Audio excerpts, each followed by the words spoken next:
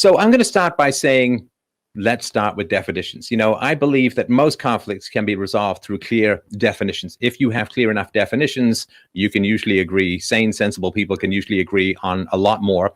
So definitions for me are very, very key. So capitalism, what do I mean by capitalism? Well, I want to differentiate it from the current godforsaken mess that we have at the moment, sometimes called crony capitalism, more technically called fascism, which is public funding with private profits. It's a godforsaken mess that has created untold suffering to millions or tens of millions around the world.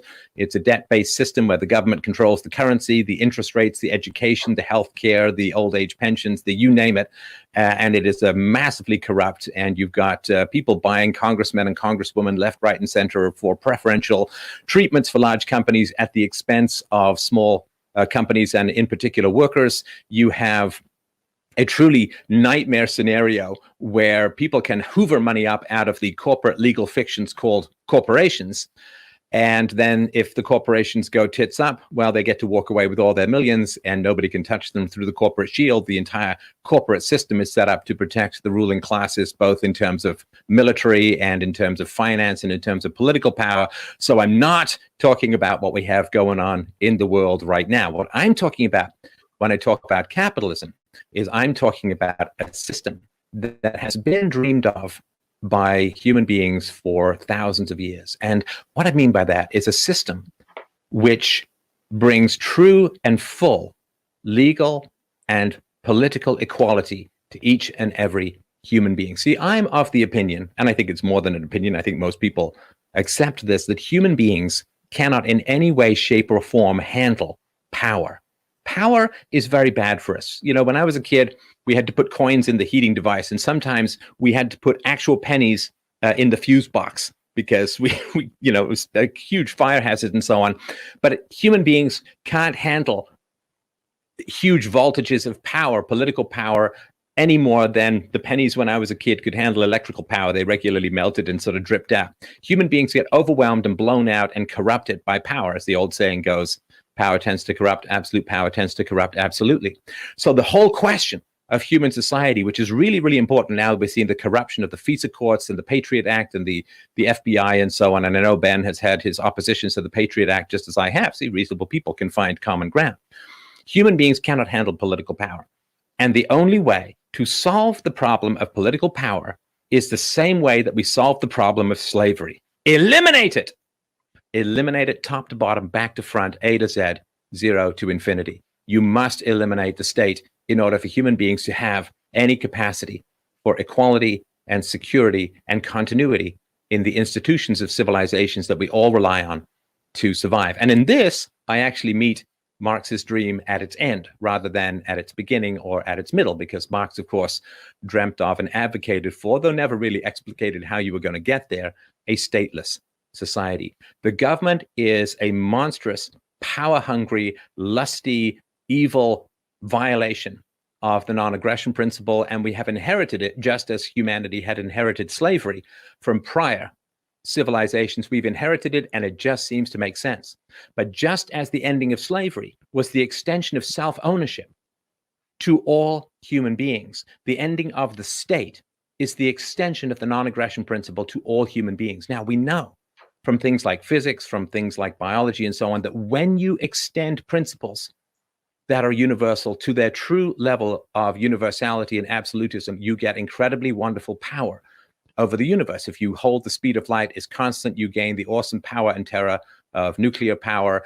Even if you just say that everything in the universe is subject to gravity and everything falls, you get an accurate model of the sun-centered solar system, and you understand the universe probably for the first time. When you take our immediate experience, that everything kind of falls. If you take our immediate moral experience, that using violence to solve social problems is the greatest moral stain on humanity. If you use our personal moral experiences, all the moral lessons that we learn in kindergarten, don't hit, don't punch, don't steal, don't lie, and you simply say, we are going to take these moral absolutes that we're given as children, that we all accept in our personal lives, and we're going to extend them everywhere, across society, across the world, across time. Well, a consistent application of the nonviolence principle. And by that, I exclude self-defense. So, those of you who hear someone breaking into your house right now, please stop listening to this and go and deal with it. You have full permission to use force in self-defense. But if we take this non-aggression principle, this respect for property that we're all taught as children, and we extend it to society as a whole, we will gain the third great revolution in the history of mankind. The first was really just coming out of the swamps and coming down from the trees and having first basic human society, basic farming, basic property rights, the 10,000 year ago explosion of calories that allowed us to develop a civilization. The second was the end of slavery from, however you want to count it, 18th century, 19th century, and so on. The end of slavery was the birth of the modern world. That's the second one. The third one is the end of the state. So first, you end rank ape-like tribalism. Second, you end slavery. Third, you end the state. Now, once we achieve that, well, we know if you look at the continuity of economic productivity throughout most of human history, it's a flat line. Like, it's such a flat line, it sort of mimics Jeffrey Epstein's EKG these days, right? But then when you eliminate slavery and you have private property and you have free trade, free markets, you get this massive eruption in productivity that is continuing with a certain amount of staggering at the moment to this very day. We will gain an equivalent burst in productivity, improvement in productivity, when we take our moral lessons and truly universalize them. And we don't have what oligarchs have always had throughout human history, which is rules for thee, but not for me. And I consider that the worst hypocrisy as a moral theorist, which is, well, the Federal Reserve can create money out of nothing, and that's called sound economic policy. But if you try and create money out of nothing, well, my friend, you're a counterfeiter and you're going to jail. And you and I can't use force to redistribute income. That's called theft, organized crime, but the government can, and that's called virtue. So simply eliminate all of the hypocrisies, all of the contradictions in our absolute moral rules, our general moral rules, and we live out the dream of kindergarten. It sounds like an odd way to put it, but what if we simply said, thou shalt not steal, thou shalt not kill, thou shalt not rape, thou shalt not assault? What if we simply take that and make that our universal standard for humankind? Well, I believe that morality, like physics, only gains its true power when it is truly universalized. And for that, we must negotiate with each other. We must accept the reality of human evil and human corruption through power and eliminate the state as the great temptation to corrupt human beings and undo civilization. Because what is civilization? Civilization is the commitment to use reason rather than force. And the state, as an agency of force, is that which holds us back and drags us down to the apes. And that is my introduction. All right. So Stefan started with the definition of capitalism, and I think it's important to at least quickly touch on that issue. So capitalism is used historically by most people to mean a system under which there's a division between private owners who buy and sell the means of production, not the human means of production, but the tools, the space, etc., and people who work for a living. So the sort of aristocratic ruling class that you had under feudalism is replaced by a ruling class of private capitalists. Now, and that contrasts to what somebody like me wants, which is a system where the major means of production, at least, are in the hands of either the people who work at a firm or the larger community through mechanisms like nationalization, municipalization, or businesses being reorganized or started as workers' cooperatives. Now, I'm perfectly happy to talk either way, right? If you want to use the word capitalism to mean anarchist libertarianism, right? That free market definition. Then we can have the discussion both directions. I don't want to fight too much about words. I don't think that's the main thing, as long as we're all clear about using them. So the main, I heard really two reasons there, right? To support capitalism in the second sense. And really, that's also going to apply to capitalism in the first sense, because even though I would use that term, unlike Stefan, to apply to societies where you do have a state, right? Every existing capitalist society has had one. But really, I think the issue in dispute is whether you can move from the sort of society that we've got as far as the foundations of the economic system to the sort I'd want in ways that violate Stefan's conception of non-aggression and free markets. Because I understand that from his perspective, he might say, hey, if it just turned out to be the case that, through the operations of the free market, we just ended up at a situation, it just arose within free market transactions where everything was owned by communes and worker co-ops, then that would, I'm sure, be fine with him. But the real issue is whether we can move towards that goal, either in short-term ways with reforms to the existing system to make things fairer and more egalitarian, or in the long term by making those kinds of more radical structural changes that I'm talking about in ways that would violate the non-aggression principle as he understands it. So because I think that's really the issue, right? We heard a little bit, and I know this is an open statement, not a rebuttal, but just to get the issues out here, right? We heard a little bit about how the transition from feudalism to capitalism was a boon to humanity, and that's certainly true, right? Nobody's going to deny that. The real issue is whether we would be better off with socialism in that democratic sense that I advocate, or we are sticking with capitalism. And then the real argument is going to be about whether making those sorts of changes, right? If we, for example, to pick what I think is a really obvious example of an industry that would be usefully socialized, the pharmaceutical industry, right? We're all suffering right now from the fact that that's in private hands. Because there's a reason why after SARS and MERS, there wasn't massive research into dealing with coronaviruses, and that's because there just wasn't enough money in that line of research, right? If a nationalization could limit it from those constraints and have it be dictated by the priorities of medical experts rather than letting the market chips fall wherever they may. So would doing that violate freedom? That's the real issue. And the reason I don't think so is, one, I don't think that trying to see the non-aggression principle as libertarians understand it as the foundation of human freedom, or the kind of human freedom most worth caring about, I think is a mistake. I think the kind of freedom most worth caring about isn't freedom of coercion, although coercion is certainly, all else being equal, bad, right? That you need a good reason to justify it. It's freedom from domination. And one reason to think that this is a more fundamental kind of freedom has to do with one of Stefan's favorite go-to examples, which we just heard, is about slavery. So is a slave who's whipped all the time freer than one who's almost never whipped? Well, I don't think so. They might be luckier, but I don't think they're freer, right? Because the fundamental issue is about domination, not coercion, right? The coercion in that case is a symptom, and I think people are less vulnerable to domination if they have relatively equal power.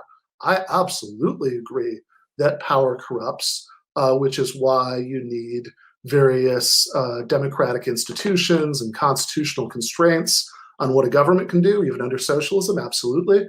I'm a democratic socialist.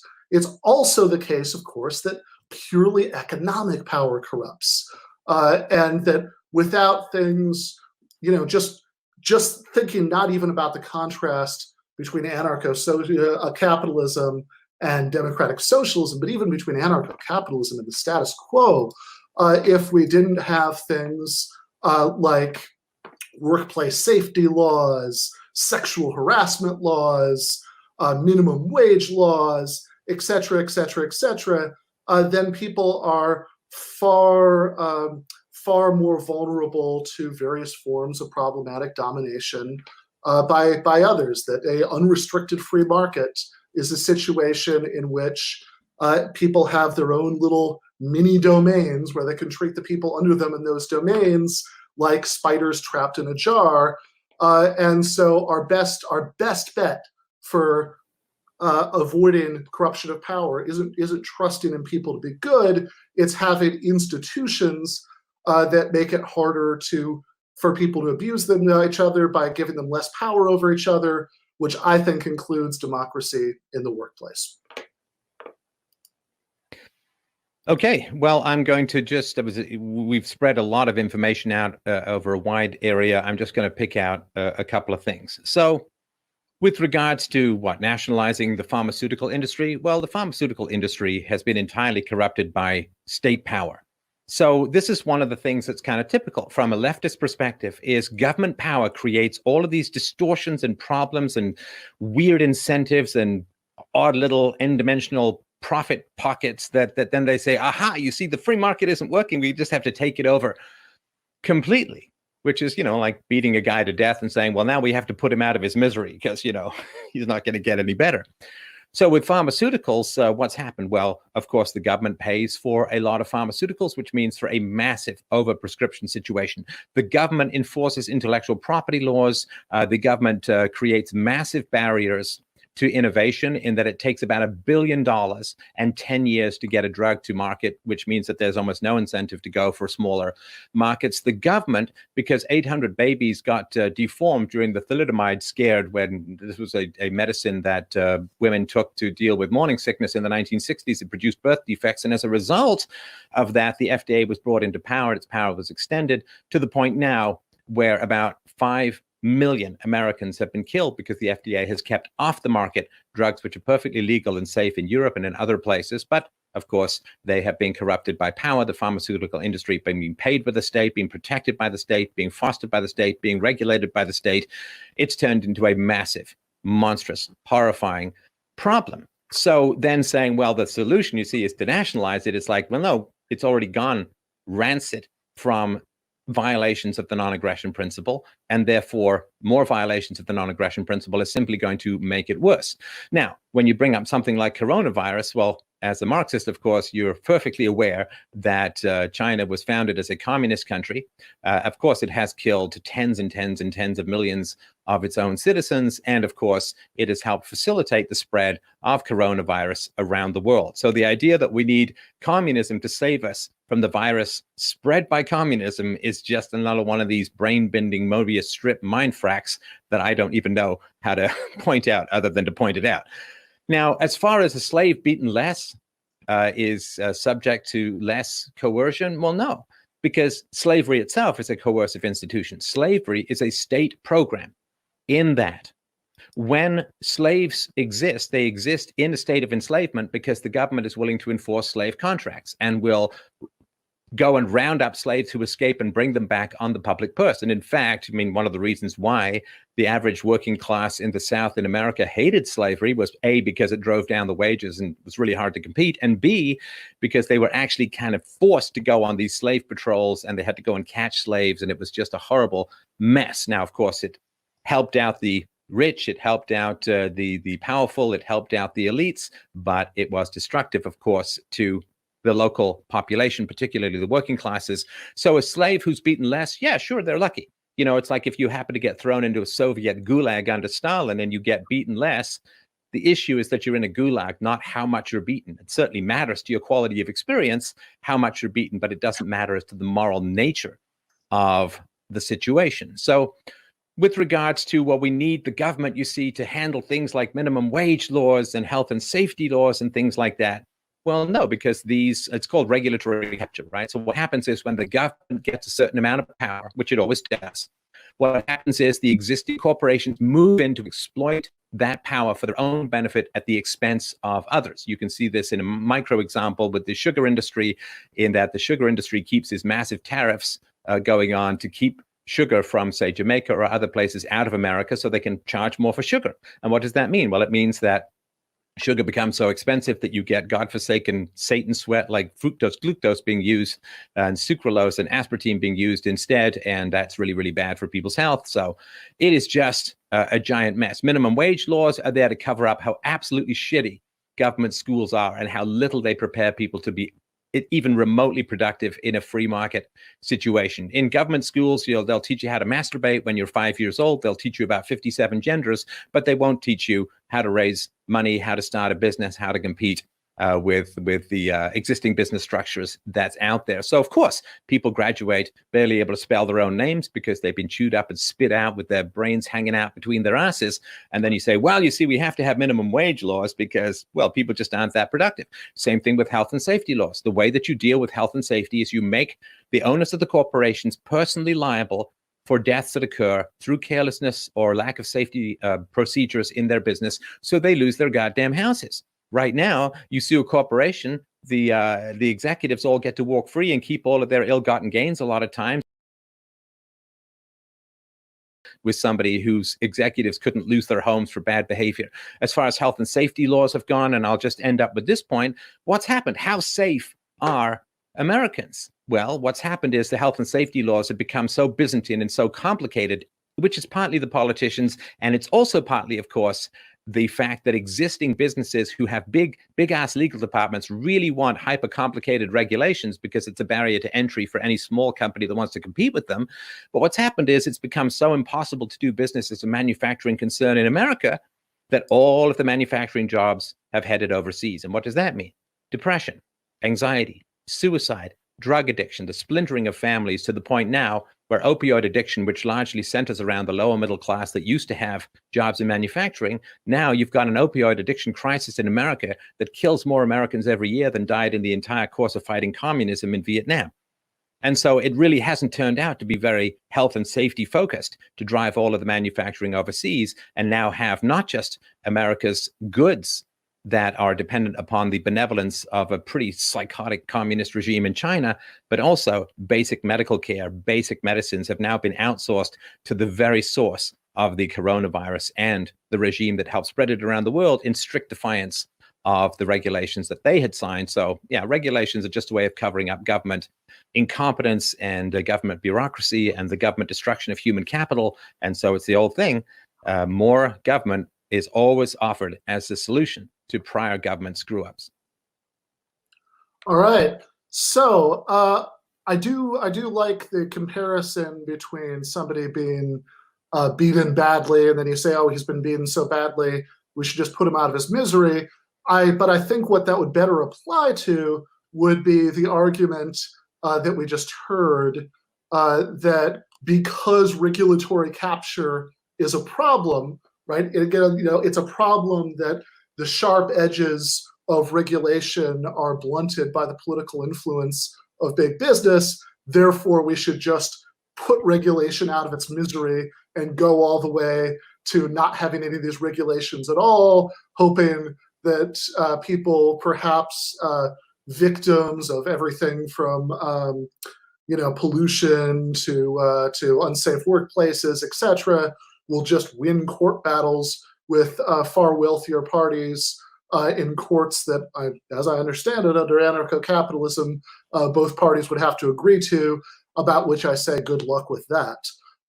As to the idea that government involvement in pharmaceuticals is somehow responsible for the pharmaceutical companies being more interested in short-term profit than in planning for things that should have been obviously coming around the pike when we saw SARS and MERS happening. I don't really get how that case is supposed to go. Maybe Stefan can talk more about this later, but there's no obvious connection there. Now, about coronavirus apparently starting in China, I'm not quite sure what the relevance of that is to anything, right? So my position, as stated at the beginning, is democratic socialism. I like democracy. I like it so much that I want to socialize the major means of production and extend democracy into the workplace. China was founded as something that, and again, as with earlier, I'm not too interested in arguing about semantics. If you want to call it a radically different form of socialism than I advocate, I'm happy to talk like that.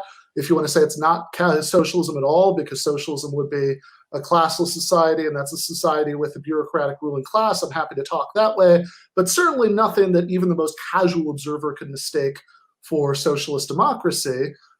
And since then, they've kept the elements that I would object to, the lack of political democracy, and they've extended it, and they've then eliminated the role of nationalized industry in the economy. Not entirely, but at this point, China is so capitalist, in my preferred sense of that word, I know not Stefan's, that American companies will move there in order to take advantage of the poverty wages. That it's so capitalist at this point that that actually there are European countries that have a higher percentage of nationalized industry in their economy than China does. And when he says, when I'm suggesting that one of the lessons of the coronavirus is it would be good to nationalize the pharmaceutical industry, or I could follow the example of Spain and nationalize our private hospitals. They did that in response to the pandemic. He said, you're suggesting communism to save us from communism. Well, there's a pretty obvious equivocation there. There's a term being used to mean two different things in two different parts of the argument. In one part, communism means anything other than capitalism, right? So it includes the kind of socialist democracy that I advocate. And in the other part of the argument, it means this sort of system they have in China. Now, whether or not you want to say that both of those are forms of socialism, just radically different forms or whatever, is not really that interesting to me, although I have a hard time seeing how you could call what exists in China today any form of socialism. Again, I don't want to argue too much about labels, but that you might as well say when Stefan proposes that we solve all the problems of the kind of capitalist society we've got right now by moving towards really free markets and anarcho-capitalism, that he's suggesting capitalism to save us from capitalism. As to the idea that slavery was super statist because government enforced slave contracts and government did a lot of tracking down of escaped slaves, although slave owners acting privately also did a lot of that. You notice that you can make a structurally identical argument that any sort of property is statist because government enforces the economic contracts, and government will enforce the property claims by trying to stop you from taking away any of the property. It's the same argument. His claim that beating slaves doesn't subject them to more coercion seems to be a very odd fit with his claim that, let me give you a couple of quick examples of why I think this is an odd fit with some of his other views. When someone like me says that we should raise the minimum wage to $15 or $20 an hour, would Stefan say, well, that's no worse in terms of the NAP. We can argue about consequences, but no worse in terms of the NAP, because as long as you're subject to the government setting a minimum wage, it doesn't really matter what it's set at. That would be the equivalent of his response to the slave whipping case. If I say, we should raise taxes to pay for some social program, is Stefan likely to say that raising taxes is no more of an NAP violation because the NAP violation, the coercion, is having taxes at all, not what the tax level is? I don't think so either. Finally, as far as the NAP itself, this deserves more time than I have remaining, and so I hope we can get into it more later.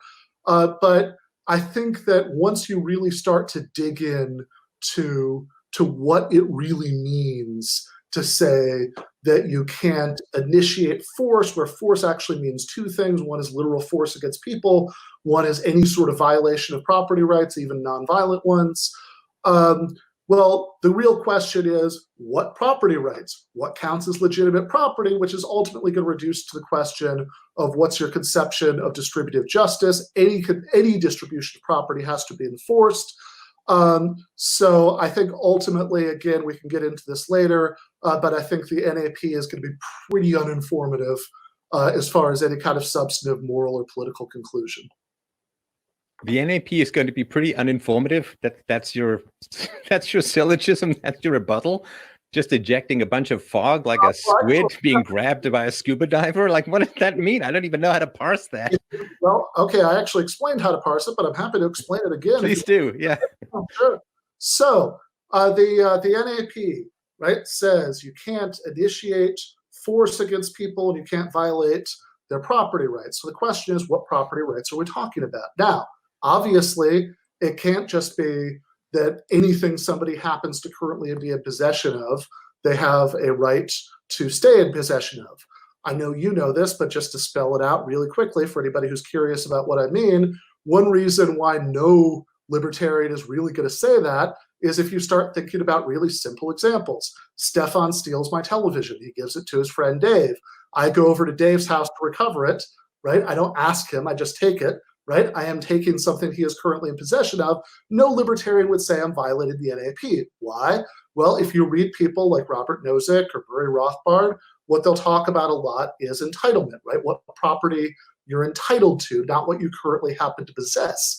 And then, so really the question, what the NAP tells you about property, right? Because it's not a question of violence versus nonviolence, right? Men with guns might ultimately enforce taxation, even though in the real world, nobody's going to get shot for not paying their taxes. But men with guns, in precisely the same sense, even if nobody's shooting trespassers, men with guns are enforcing property claims. The real question is not, do you have some sort of potentially forceful enforcement or not? The question is, which property claims should you enforce? And that's not going to be about the NAP pro or con. That's going to be about what your theory is of who has a moral right to what property. So you think that guns are not used to enforce state laws? I actually said the opposite. I said that that ultimately, sure, right, that they have, that it's backed up by an implicit threat of force, but you could say the same thing about property in general, right? A no trespassing sign is an. Oh, come on, Ben. Come on. No. Come on. I know, oh, come on, it's not an argument, but this is so crazy. Come on. No, hang on a sec. Hang on a sec. That's like saying both implicit threats of force. Okay. Let's clarify some of this property stuff, because you seem to be. One is a lot more likely to be backed up by actual lethal violence in the real world. There are a lot more people who are shot for violating somebody's property rights by a property owner with a gun than there are who are executed or somehow shot in the course of a standoff with the police because they didn't pay their taxes. Okay, but that's like saying that slavery isn't slavery because very few slaves get killed trying to escape. I mean, it's the implicit threat that drives the whole system. So saying that you can't see the violence that is inherent in the system, to quote the old Monty Python line, it's a willful blindness on your part. And equate, hang on, let me finish. Let me make a point, then you can rebut, right? I gave you a lot of space to make your point, all right? A woman's vagina. We haven't talked enough about women's vaginas yet, all right? Which is generally where most debates should center around, right? Hang on. So a woman who is resisting a rapist, right? So she owns her body. She owns her body. She has sovereign autonomy over her own body. And she has the right to deny entry of a male penis to her vagina, right? I think we would both accept that rape is an evil action and women have the right of self-defense against rape. So if you're going to say that defense of property is the same as the initiation of the use of force, you're creating a moral equivalence between a woman fighting for her life to not get raped and the rapist who's holding a knife to her throat. She has the right to protect her property, called her body. And he, by initiating violence against her and threatening to rape her, is the evildoer, and she has the right of self-defense. You can't say that the protection of property is exactly the same as the violation of property, because then you're logically equating the rape victim with the rapist. All right. Part of what you said is true, so let's start with that. Right? Okay, just make the argument. Don't say what's true and what's false. That's called, that's setting up the whole frame there. Just make the argument. So the part that you got right, is, of course, rape is bad. We all have a right to bodily autonomy. I don't think it's very useful or conceptually precise to think of the right to bodily autonomy as a property right. But, if you want to say that's property, fine, whatever. I'm not going to fight about that. But where theories of distributive justice disagree is not going to be about whether we have a right to bodily autonomy. It's going to be about what, if you want to call bodily autonomy self-ownership, like libertarians do, I think that's confused, but if you do, then it's about ownership of external goods. That's where the different theories are going to have different conclusions. The point, what I said was not that protecting property is itself an initiation of force. What I said is whether any given use of force, whether to enforce taxes, whether to enforce a no trespassing sign, whatever, whether any given use of force depends on initiation is going to depend, if you read the fine print of libertarian theories, like Nozick and Rothbard, it's going to depend on whether the person using the force has a right to the property they are enforcing their claim to.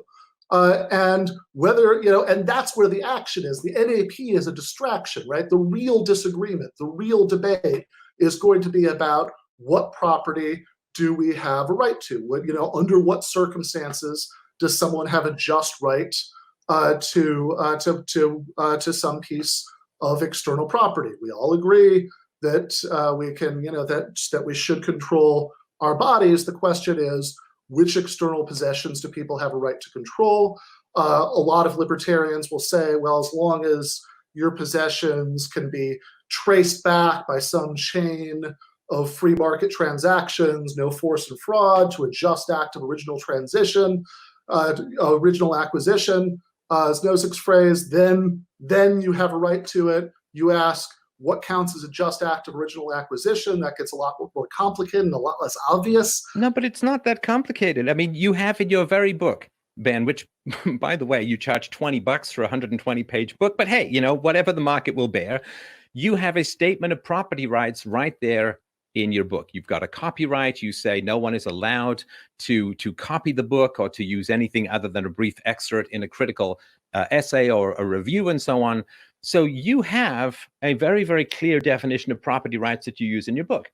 When you did review my book, The Art of the Argument, you accepted that it was my book, that I had written, that I had produced it, and you referred to as exclusively mine. So, all of this fiff-faff around how complicated property rights are goes in direct opposition to the way that you actually live. The statements of ownership that you've put over your own books. I mean, I hand out my books for free, but you charge your books because I guess you want to make a profit as a good Marxist. But it's all so strange to me that people use property rights. You're using exclusive use over your computer, over your webcam, over your glasses, your jacket, your shirt. I don't know if you're wearing pants or not, but if you are, then you. So the way that you live your life is with a perfect and clear understanding of property rights. But then when people start talking about taxation, it suddenly gets really complicated. And who can figure out who owns what? And it's like, well, how do you get, if you don't know who owns what, how the hell are you charging $20 and making money off a book you wrote? Because you can't figure out who owns anything. Right? So you're equivocating about who owns what, right? So does who owns what means who is in possession of something, or even who has a legal right under the current system to be in possession of something? Or does it mean who has a moral right to be in possession of something? Now, I was pretty sure we were going to get the hypocrisy charge at some point. I have noticed that when you debate socialists, that you always spend a lot of time talking.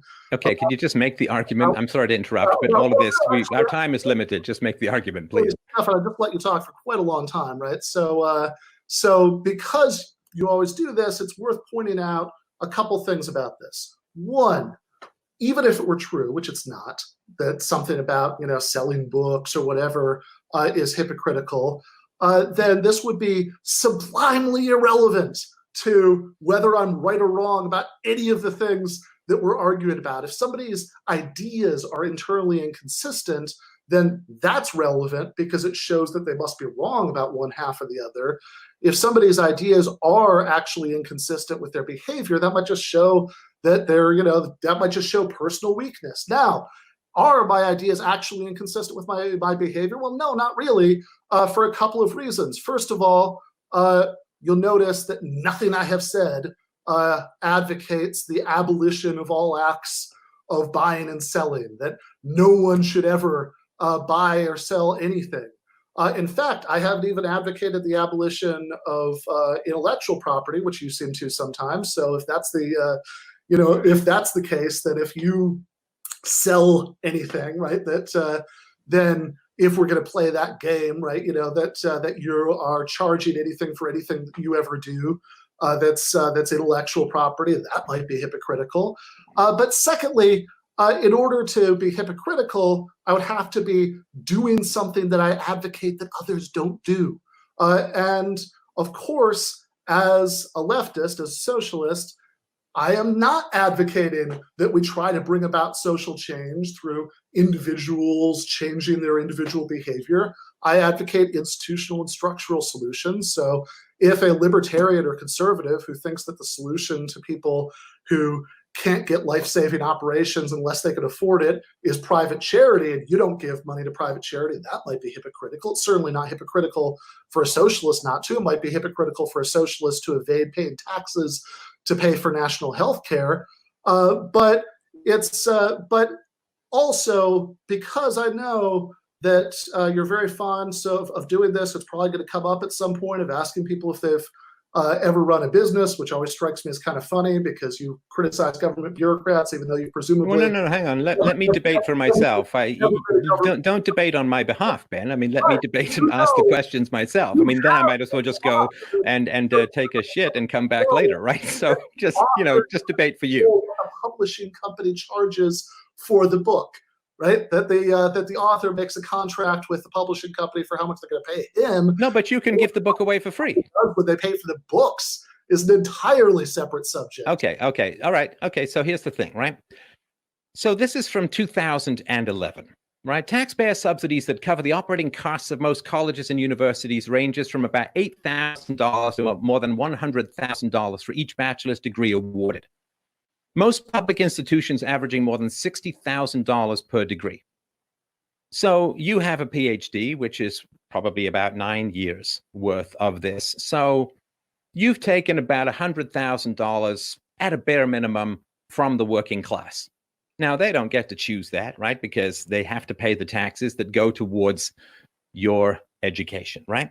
So the working class, you're very much about, well, let's not exploit the working classes, but you have forced through the power of the state, the working classes to support your education while you're going through and getting your PhD. And in return, what do? Well, you do a couple of things. The first thing is you write philosophical papers that are completely incomprehensible to the layperson.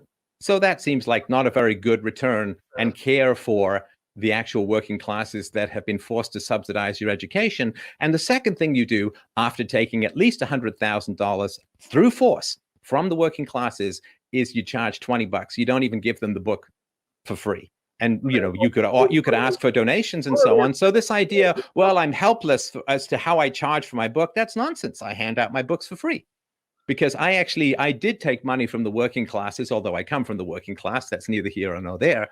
I did take money from the working classes, and I consider that I really should use the education that was provided by the working classes to actually go out and really help with the working classes. And I don't find any of your lectures online. Maybe they are. I find that you hide out in a university protected by the state, which takes money from the working classes so that you can educate other people who are going to take money from the working classes so that you can all hand out these polysyllabic mishmash word salad papers that do absolutely nothing to benefit the working classes. So yeah, if you're going to talk about your care and concern for the working classes and your absolute horror at exploiting the working classes, I'm just going to look up and say, you're actually doing a whole lot worse than somebody who's actually providing a job for people. Okay, Stephen. Look, let's take the slew of absurd claims just made and try to take them one at a time. Yeah, framing again. Yeah, I am going to.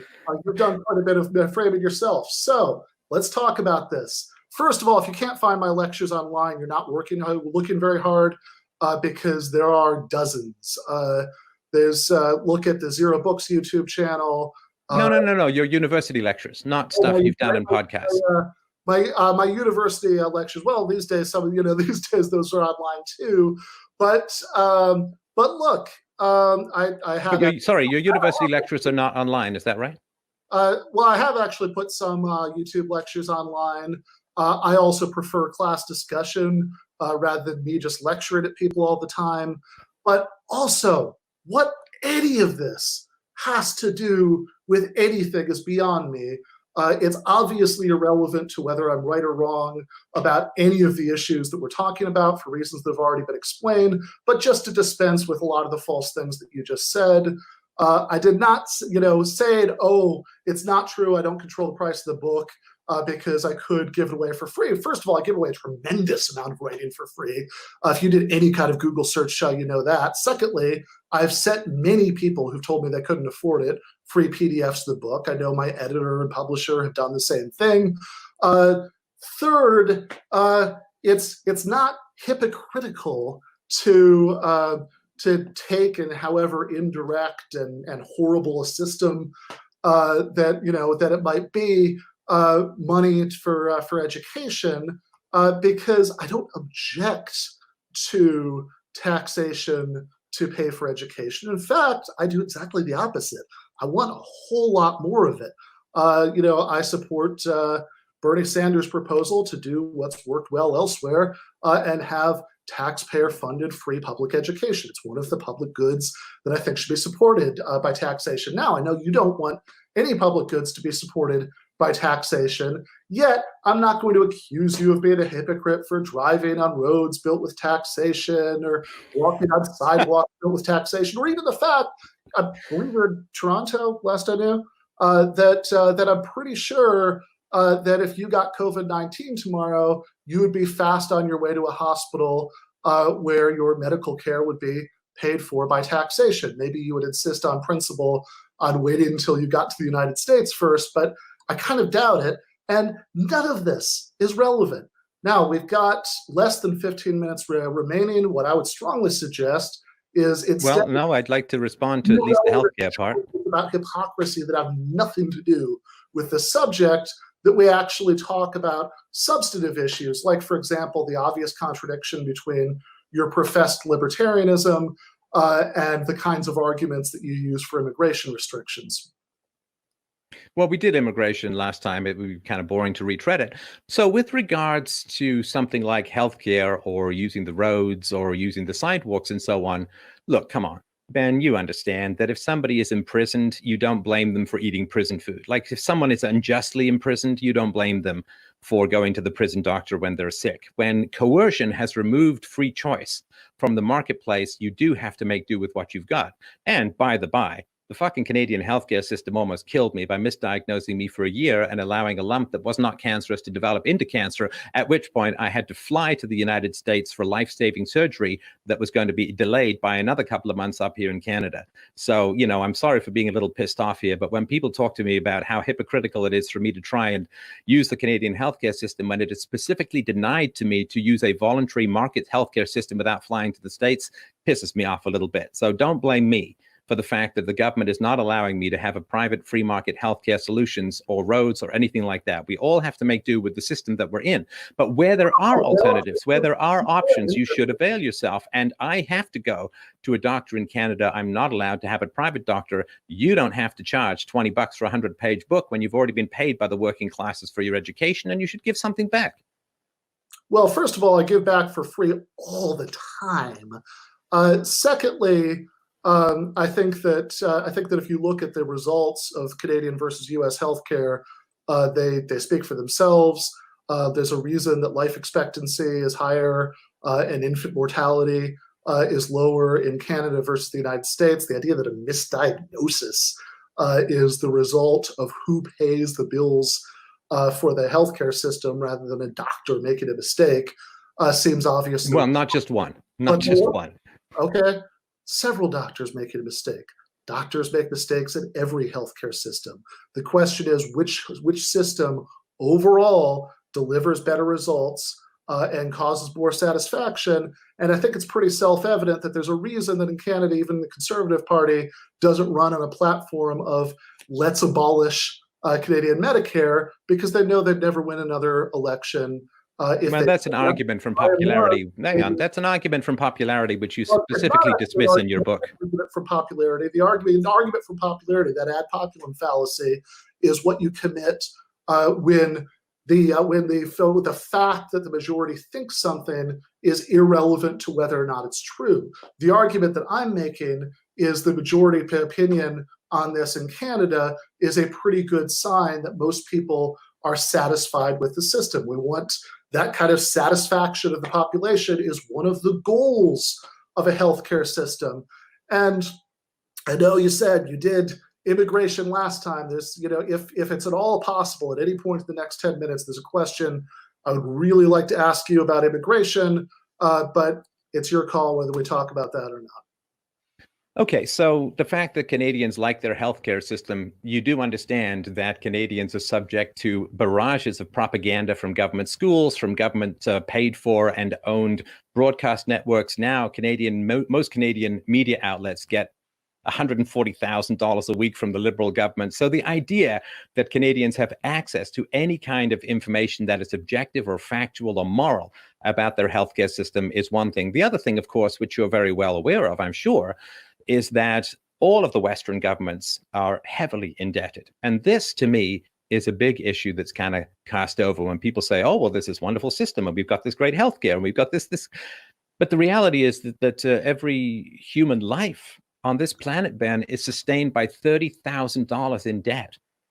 So yeah, it's pretty easy to bribe people with the unborn generation's future productivity and sell them off to banksters for votes, but that is an utterly unsustainable system. The unfunded liabilities in America, which are in fact the result of your democratic system, the democratic system that you think is so wonderful. It is a democracy in America, technically a republic, but it's kind of operating like a democracy now. We see how well the Constitution has withstood the COVID epidemic. And so in this democracy, people are very happy when the government prints money and borrows money and just makes up money out of thin air. They're very happy to get, quote, free stuff at the expense of future generations, but the system is utterly unsustainable. What is going to happen when a bill that is much greater than 10 times the annual GDP of America or other Western countries comes due? Well, what's going to happen is people are going to say, well, I guess we got half a century of pretty good healthcare, and then the bill came due, and then what? See, it's easy to look at the guy who's unemployed and just living off his credit cards and say, wow, that guy's really got it figured out, until he goes to jail for fraud or non-payment of bills or whatever it is, right? So looking at a snapshot is not looking at the continuum. The system of democracy in the West is people voting for free stuff, the government creating and borrowing money for free stuff. And that is absolutely unsustainable. And the fact that you want more of it, I mean, come on, last point I'll make, and then I'll turn it back over to you. So the current level, let's just talk about the states. The current level of social spending is about 20 times larger than the entire economy at the turn of the last century. Now, Marxists and socialists said, if we get, 40% of this economy, man, we can totally solve the problem of poverty. And now they have about 10 to 20 times more money at the moment than they had back when they said a little bit more money will solve the problem. And the problem not only is not solved, but in many ways, the problem of poverty is getting worse. So if you have 10 to 20 times more money than you thought you ever needed to solve the problem of poverty, and the problem of poverty is still not solved, it might be worth re-examining the whole process that you're claiming is going to solve it. All right. Well, this idea that Marxists were ever saying that a bit more social, just a little bit more social spending within the current system rather than a radical restructuring of the current system would solve poverty is certainly a surprise to me. I've never talked to a Marxist who had that view. That sounds more like liberalism. But in any case, the idea that Canadians can't tell what kind of service they're getting from their healthcare system, that they're so deluded by propaganda that they can't think for themselves, strikes me as fairly incredible. And when it comes to the question of debt, right? You want to say, wait, sorry, strikes me as fairly incredible. Is that an argument? I don't know what, like your personal incredulity is not an argument. Well, it's an application of Christopher Hitchens' principle that's what's asserted without argument can be dismissed without argument. But the idea that— Wait, do you not think that 12 years of propaganda matter to people? That healthcare working much better in societies with socialized systems than it does in a society like the United States, this can be dismissed as a short-term phenomenon by gesturing at debt really ignores the specifics of the situation. I know you said that you find academic papers on technical issues and logic incomprehensible, but in this case, we're just talking about no, that's not what I said. Come on, man, that's not what I said. I said that they're incomprehensible to the working class layperson. That's a difference. I see. Okay. All right. So in this case, we're talking about pretty simple arithmetic. That if you have a socialized system like Canada's rather than what we have in the United States, not only does this not add, this is actually more efficient in terms of overall amount of money that's being spent.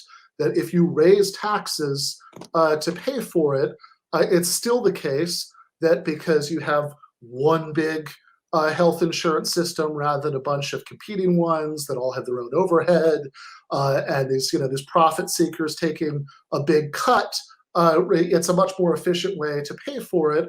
And if you're comparing the taxes plus private insurance premiums that even a middle income taxpayer is paying before the tax increase to pay for Medicare for All to what they're paying in taxes after Medicare for All, even if it's a pretty regressive tax, they've still got more money in their pocket left over. So there's absolutely no reason why implementing this system would actually have to add even a penny to the debt. Just out of curiosity, am I going to get to ask that question about immigration, or are we just not doing that?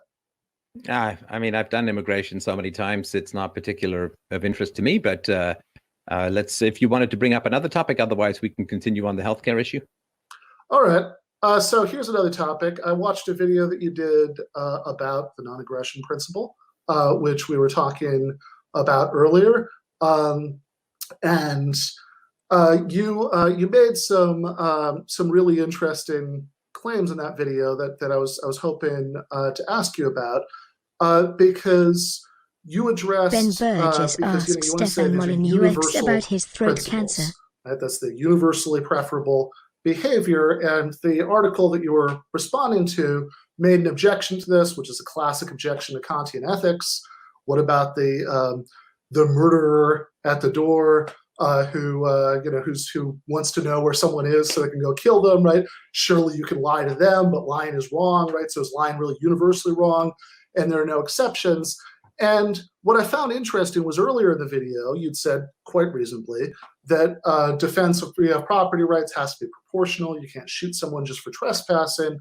But then you said, when you were talking about the murder at the door objection, that morality just ceases to exist, like a vampire turning to mist in the sunlight when you're under a situation of coercion. So what my question is how can it be true at the same time, all three of these things? That any sort of violation of property rights is coercion, that morality ceases to exist when you're subject to coercion, and that's the reason why the universal prohibition against lying doesn't apply in the murder at the door situation, but also number three, that even though morality has ceased to exist when you have this coercive violation of your property rights, you also have to be proportional in how you respond to that coercion. Is that not a moral requirement? Okay, so I mean, that's a big, complicated set of topics. I'll be as brief as I possibly can. So the system of ethics that Ben is referring to is called Universally Preferable Behavior, and the book is available for free. The audiobook is available for free. The PDF, the HTML, the video are all available for free at freedomain.com. So this is my argument for ethics, and it divides actions into 5 categories, right? So there's universally preferable behavior, respect for property rights, don't rape, don't steal, don't assault, don't murder. And then there's aesthetically preferable actions, such as, being on time, being relatively polite, and so on. It's nice, but you can't enforce them at the point of a gun. There's neutral actions Stefan like running for a bus. Molyneux' Is that moral? Is that immoral? It doesn't really fall into the category. And then, when you look at a lake, you look at a forest across a lake, there's like the forest trees going up, and then there's a reflection going down. You can kind of think of that each of these 3 categories, right? Moral, aesthetically preferable, nice to have, and neutral have their negatives, right? As they're aesthetically negative actions, and then banned actions like rape, theft, assault, and murder. Now, the reason that universally preferable behavior bans rape, theft, assault, and murder is that they cannot be universalized, right? So you can't say theft is universally preferable behavior, because then you would be saying that everybody must want to both steal and be stolen from simultaneously. But if you want to be stolen from, in other words, if you want someone to take your property, then it's not theft, right? So theft can only exist when something is asymmetric. Now, in other words, I want to take your property, you don't want me to take your property, right? And so it's the same thing with rape and murder and assault and so on. Assault is when you don't want it. Like if you and I are play fighting or play boxing or whatever, and one of us gets injured, it's like, well, we kind of knew there was a risk going in. Or if somebody's in a boxing ring, they're consenting to that kind of, it's not really assault. You can't charge someone for assault. So that is universally preferable behavior in a nutshell. You can, it is absolutely logically and practically possible for everybody to respect property rights, to not kill, not rape, not steal, right? At any given time in the world, it's all, logically possible, whereas the converse is not true, right? Like you can't say rape is universally preferable behavior and have it be logically consistent, because rape is unwanted behavior. And if everybody wants to rape and be raped, then rape ceases to exist as a moral category and it just winks out of existence. So with regards to lying and telling the truth are not universally preferable behaviors. They do not fall into the category of morality with regard, like at the same level as rape, theft, assault, and murder. And so like you should never rape, right? But you can not tell the truth. I mean, we do it all the time, right? I mean, yes, this dress does make you look slimmer or whatever, right? I mean, it doesn't really matter, these sort of little niceties, these white lies and so on. And so I've never said that lying, or rather telling the truth, is universally preferable behavior. Now, with regards to proportionality, the question is, in a voluntary society, what kind of enforcement of rules do you want? Like, if you want a real democracy, then you have companies competing for the best way to provide moral and legal and contractual services to people. Like, I sent this guy $500, he didn't send me an iPad. Okay, well, how do you want that to be dealt with? Well, in a democracy, you have to run to the government and hope that the very rich trillionaire who got there first doesn't have a better ear of the prime minister or the president or the congressman or the congresswoman or whoever. But what you do want is a whole group of companies trying to figure out how best and most efficiently to provide the services of things like contract enforcement and property security and all of those other kind of good things that we want from civilization. And the way that you do that is you get a dollar democracy, right? You vote for, with your dollars, who's going to be the very best at providing these services, in the same way that you vote for who's going to be the best at providing your cell phone services by signing up with one carrier versus another. And they all work together the same way that these companies would when it comes to enforcement of contracts. Now, I personally would not want to do business with a company that said, oh yeah, if somebody accidentally wanders onto your property, you can totally blow them away. And like, I just wouldn't want that, because it could happen to me. My kid might wander onto their property, could be any number of things, and nobody would want that, because it would just be too much of a problem, too much of an intense issue to deal with. I'm sorry, I'm almost done. I know it's a long time, and I will absolutely shut up and let you take the help from here, but I'm almost finished.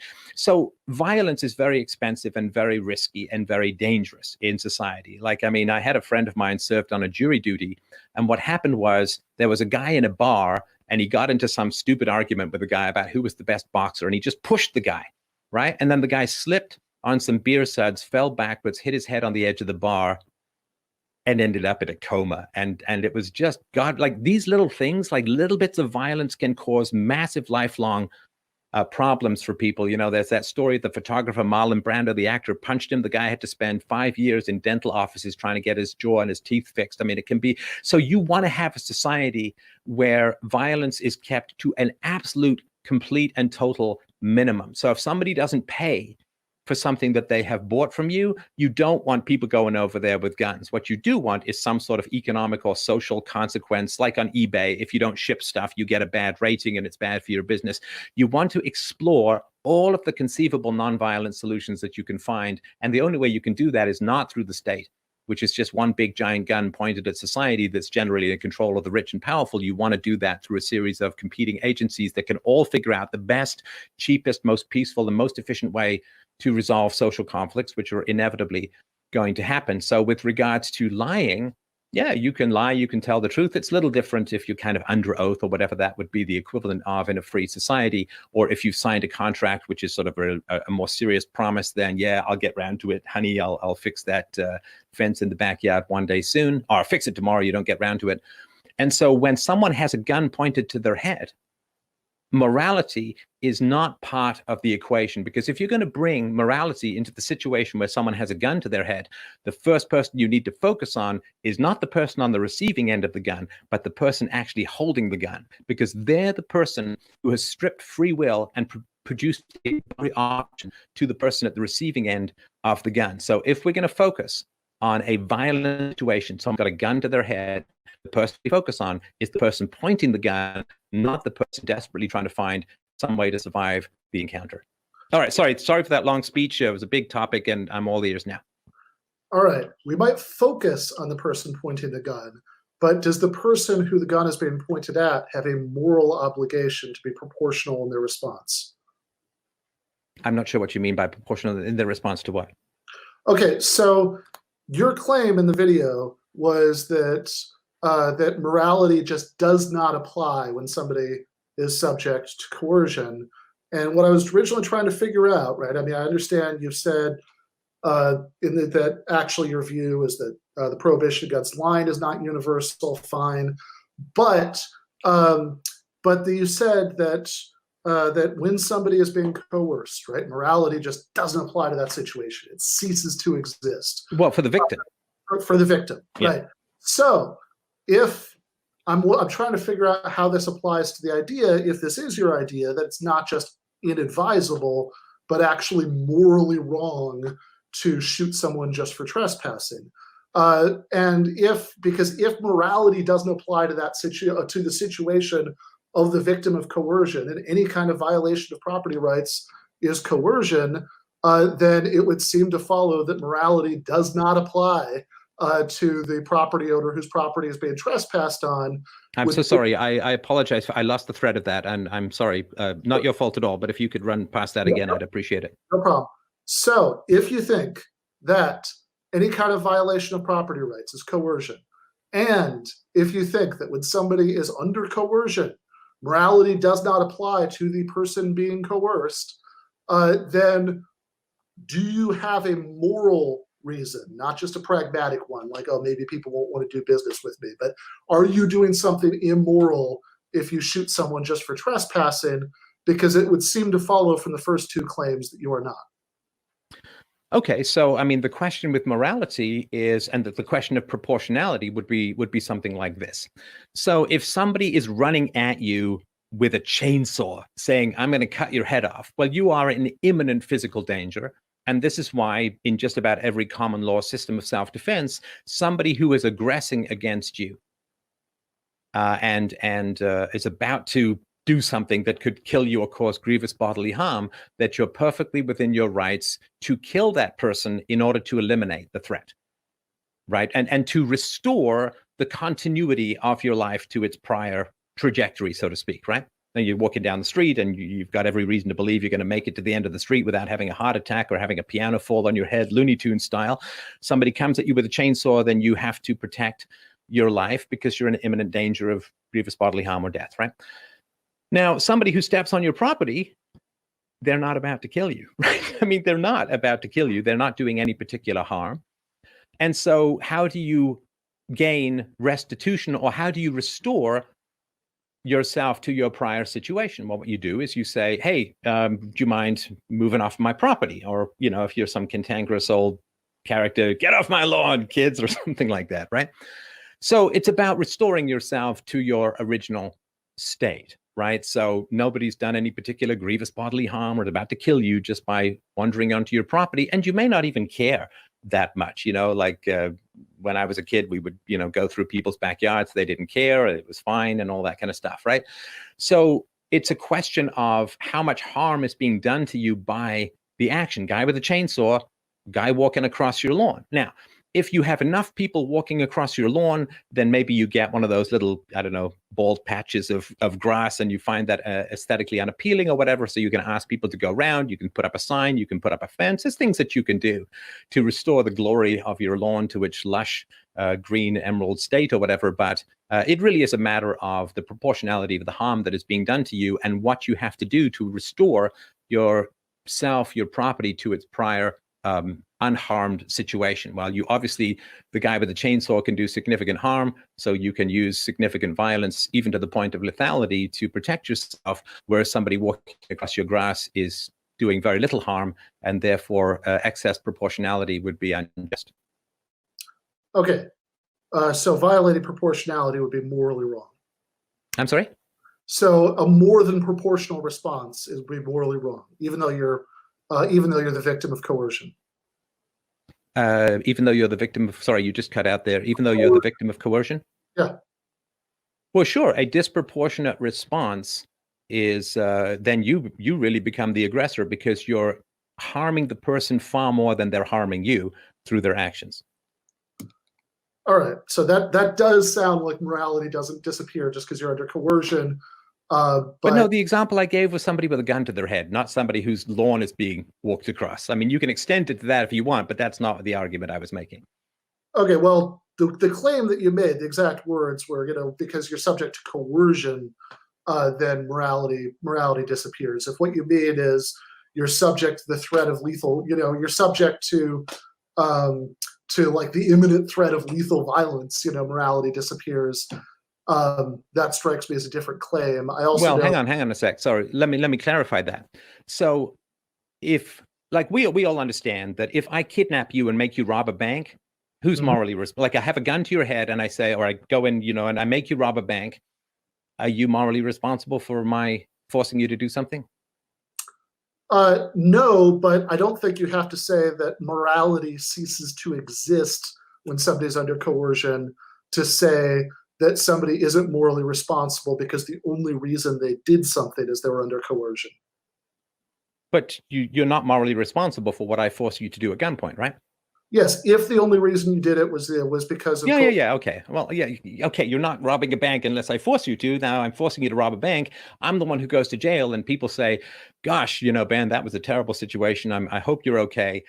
Let's talk about it." And man, you've got quite a story to tell, and you get a lot of sympathy, and maybe you'll get an award if you can help turn me in or something like that. But so we're in perfect agreement. If I force you to do something, we don't judge you morally. Other than as a victim, in which case a moral judgment is sympathetic towards you, but people would judge me morally as forcing you to do something. So I'm not sure what we're disagreeing with here, because the morality for you is try and survive the idiot with the gun, right? Again, I don't think morality ceases to exist. The much narrower claim is that you're not morally responsible for things that you did only because you're under coercion. We can keep talking about this. I do want to point out that I think we've cut into the audience question time by about 10 minutes now. Okay. Yeah. I mean, whether you're not morally responsible or morality ceases to exist is just semantics. I just wanted to point that out. Okay. It's not just semantics, right? There's a distinction between those two claims, that you're not morally responsible for a certain category of actions that you do while you're under coercion, because the person who's coercing you to do them is responsible for them.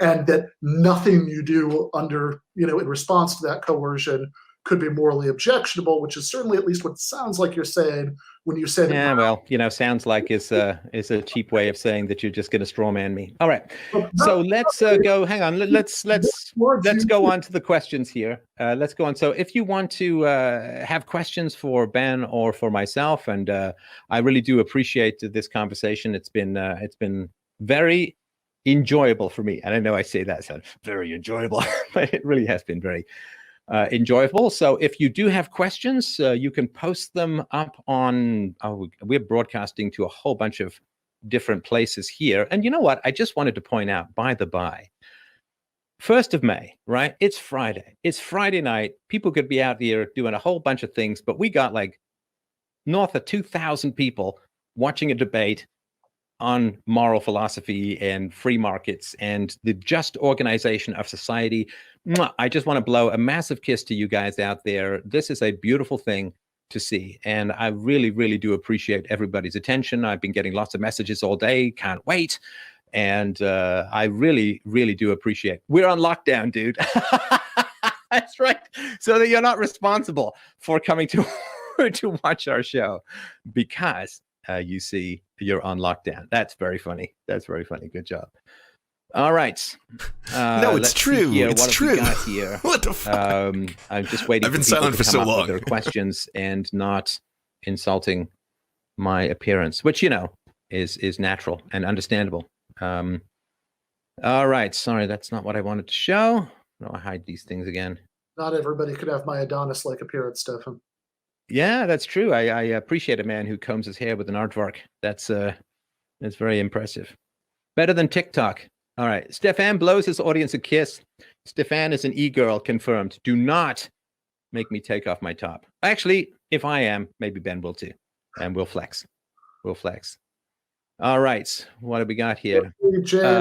Oh, here's one for you. How does your immigration stance agree with libertarianism? Now, did this come out right after Ben was typing off screen under the moniker Oliver Edelson? How does your immigration stance agree with libertarianism? I'm happy to answer that, but I did just do this actually twice with prior debates. So let's see here. Yeah, okay. So how does your immigration stance agree with libertarianism? Okay. So this is not my argument, and people do sort of mistake it for my argument. And I don't mind claiming when an argument is mine, but this isn't one of them. So this is an old argument, goes back to Milton Friedman, which is, if you have a welfare state, then people, and many people, will in fact come into the country not because they value your liberties, they value your values, they love the free market, they agree with the Constitution, they worship the founding fathers, or they agree with the minimalist free market, gun allowing First Amendment kind of country, but because they can get free stuff from the taxpayers, right? And so if you have people coming into a country who then generally swell the ranks of those in recipients of free stuff, then you create a very volatile, a very dangerous situation in society where growing resentment of people who are coming in from the overburdened taxpayers, the people who are coming in and basically squatting on the taxpayer's wallet, it creates a huge amount of resentment, a huge amount of problems, and it is not how you can have a society of stable continuance. Now, for me, I'm very much a huge fan of open borders, for sure. I mean, you know, throw America, throw Canada, throw all countries wide to the world. But if you have a welfare state, then you have a whole different set of people who are going to come in. This isn't everyone, of course. There are lots of people who come to America, who come to Canada, who love the free market, who want small government and so on. But statistically, the people who have been coming in, particularly since the 1960s, when the Democrats really did shift immigration standards, statistically, the people who come into the country end up significantly higher on the welfare rolls. They end up with less sympathy for free speech. They end up with greater sympathy for socialism and larger government, which, you know, is a lot of fun for people like Ben, but not a lot of fun for people who want smaller government and lower taxes. So it's an old argument. You can have open borders, or you can have a welfare state. You can't really have both. Well, I'm really surprised by this argument, whether from Milton Friedman or from you.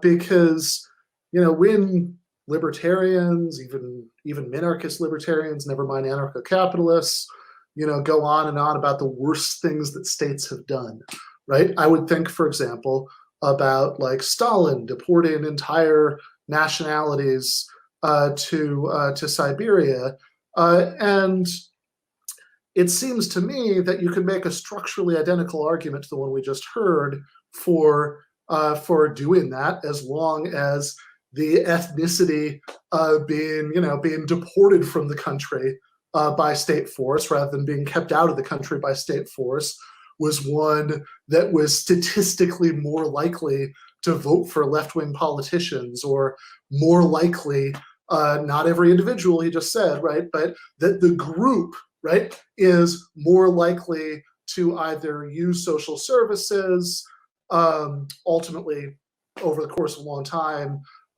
immigrants actually pay more in than they get out. If you wanted to hear more about that, watch Stefan's debate with Matt. I don't want to repeat that territory. But the point I wanted to make is if you say, oh, it's not a violation of the non-aggression principle to use violence to keep people from peacefully moving from country to country, as long as the people that you're stopping are more likely statistically to vote for left-wing politicians or to use social services, then I don't understand why you couldn't make a structurally identical argument for mass deportations of entire ethnicities if you think that members of that ethnicity are more likely than members of some other ethnicity to vote for left-wing politicians or use social services. Wait, you have no idea how that argument could be made? Well, I do actually, because you just said that the reason that it's okay to restrict immigration is that immigrants are more likely, you gave two reasons, to vote for left-wing politicians. They're more likely to vote for social services, to need social services. Well, in that case, by parity of reasoning, why not say if there's some ethnic group within the United States, within Canada, that's more likely to vote for left-wing politicians or need social services than some other ethnic group, then the first one can be forcibly deported from the country, and it's not a violation of the non-aggression principle. I don't understand how you can differentiate those two arguments. Okay, well, I guess I can break it out for you pretty simply, and I don't mean that as an insult. It's just blindingly obvious to me, so maybe that means I'm mistaken. So let's say that I have a house for rent, right? And there's a bunch of people who are hippies who come up and they want to, they're smoking drugs and they're playing loud music and they're like, hey man, we want our commune, we want to come and rent your place, right?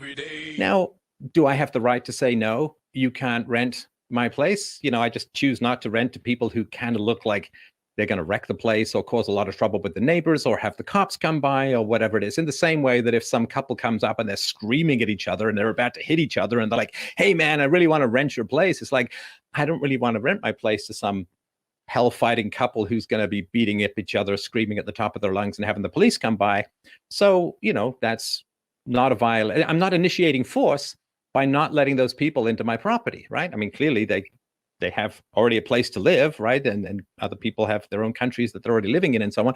So not letting people into your property is not a violation of the non-aggression principle. However, if people are born in a country and that they own a house, me going in and kicking them out of their house and tossing them into some other country because I don't like their politics is very much a violation of the non-aggression principle. So I'm not sure where the difficulty is in understanding the difference between these two things. Well, the obvious difference between the two things is that deciding not to rent to someone is very different from using violence, sending, like jackbooted border control patrol or ICE thugs to stop somebody from going into the country or around. No, it's not. If somebody wants to move into a place and they don't have a legal right to be there, of course you use security guards to keep them out. Have you never tried to go into a mall when it's closed? Of course you use security guards to keep people out of property that they're not allowed to come in. And the country, I don't agree with the government owning the country or the taxpayers owning the country, but that's the situation as it stands, that the government and the taxpayers and the people who've built the country and the people who are born in the country, they kind of own the country. It's the way that nationalism works. And so, of course, you use force to prevent people from entering property that isn't theirs. And there's legal ways to get into property. You can rent, you can buy, you can house sit, you can be lent the property or something like that. And in the same way, there are legal ways to gain entry to the property called the United States or Canada or Israel or whatever. And so, yeah, I think the analogy holds just fine. All right. So I've been told that when you interrupt me and then I start to continue to talk because you just interrupted me, so we're both talking at the same time. People watching on YouTube can only hear you and I'm muted. I don't know why that is. I don't mute you, by the way. That's just something on the software. I'm not saying that you did anything to make that happen, but that is what I've heard the case for whatever reason. But what I was trying to say before I was interrupted was that the obvious disanalogy is between what you would consider a free market interaction, right? Renting or choosing not to rent a property. And even in an anarcho-capitalist utopia, anybody could choose not to rent out property to anybody they didn't like for presumably any reason, right? Even racial bias, etc., which is one of many reasons I wouldn't want to live in an anarcho-capitalist utopia. Whereas you said that absent the welfare state, that border restrictions would be a violation of the non-aggression principle. They would count as an initiation of force. And the obvious reason for that distinction is that what matters for the non-aggression principle, going to be in the weird position of the Marxists explaining the non-aggression principle to the libertarian, what matters for the non-aggression principle isn't who is actually in possession of something as a matter of law, right? If you didn't think there were unjust laws, what on earth would be the point of anarchism? It's who has morally entitled to that as a result of one of these theories of just original acquisition. Like if you can trace your ownership of something back through a bunch of free market transactions to someone who was the first one to see something, or the first one to use something, or the first one to mix their labor with it, depending on what your theory of just original acquisition is. That last one always sort of struck me as a philosophical version of little boys like spitting on something and saying that it was theirs now. I don't think that's a very thoughtful or morally compelling way to decide justice in distribution. But regardless, you clearly don't think that the government owns the country in the sense of being morally entitled to exclusive use of it. Right? No, but you're a big fan of democracy, right? Capitalist. You're a big fan of democracy, and I think it's last count, 80% of Americans want a complete stop to immigration. Okay, that is an argument for popularity. No, you're a fan. That's why I prefaced it with you're a fan of democracy. So you believe that the will of the people should have a significant sway over the policies of the country, right? Otherwise, you're just a totalitarian, right? Because you want a lot of government power, but with no input from the people. So if the majority of people, the vast majority of people in the West, in America, want a complete stop to immigration, which has, of course, been quite nuts over the past 40, 50 years, like 1 million plus people pouring into America. Proportionality, from a per capita standpoint, it's even higher. In Canada, there isn't the resources, there isn't the infrastructure, there isn't the educational system, there isn't the housing. It's brutal on the existing population. You've got multi-language issues, you've got multicultural issues. I mean, in Mississauga now, this place where I live, there is the call to prayer is now being broadcast at massively high volumes 5 times a day and so on. So these are big challenges, and they're not challenges that the people were particularly consulted on. They weren't asked. And of course, the other thing too, it's brutal for young people because they can't afford housing. I mean, housing should be dropping in value, in price, because the boomers are retiring and moving out of their big homes to smaller places. So the price of housing should be going down. But because people are just coming in like crazy, the price of housing is going up. They're also the price of the wages should be going up, right? I'm sure you're aware, particularly true for Blacks and Hispanics. In America, people at the bottom rungs of the economic ladder are being brutalized by immigration that is driving down their wages, that is displacing them from their neighborhoods, that is increasing the tax bill. And it's absolutely brutal. And for those who have no question or concern or care for the hard done by minorities who are currently being eviscerated by mass immigration policies, I just got to ask you, where's your heart? I mean, good heavens, the Blacks in America have suffered so enormously under slavery, under Jim Crow, under segregation. They were just beginning to pick themselves up and start to join the middle class enormously after the end of the 1950s and into the 1960s. Then the welfare state came and eviscerated. The single mother welfare state came along and eviscerated the Black family, which just got trashed. And then mass immigration came in and ground them into the dust when it came to just being able to earn money and support their families. I mean, it's just been absolutely brutal. And doesn't America have a special obligation to the blacks in America to ensure that they have as great a future as humanly possible, rather than pouring all the money into supporting every other culture, language, race, and religion that wants to come into America and drive down the wages of the most vulnerable, the most persecuted, the most ground down group in American history, are further being ground down by the left's greed for free and easy votes. And I think it's absolutely unconscionable. All right.